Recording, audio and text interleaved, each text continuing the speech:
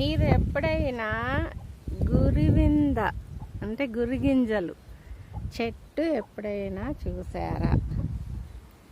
నేను ఆ గింజలు తీసుకొని వచ్చి గురివింద గింజలు ఒకసారి గురివింద అదే గురిగింజల గురివిందో ఏదో మొత్తానికి వాటి గురించి వీడియో చేశాను అన్నమాట. అప్పుడు అవి తీసుకొని వచ్చి వేసాను నేను.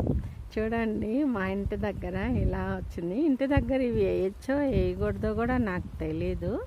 ఇది మా ఇల్లు చూడండి. కానీ నేనైతే తీసుకొచ్చి వేసాను. నాకు అన్ని రకాల చెట్లు ఉండాలని ఆశ. నేనైతే వేసాను.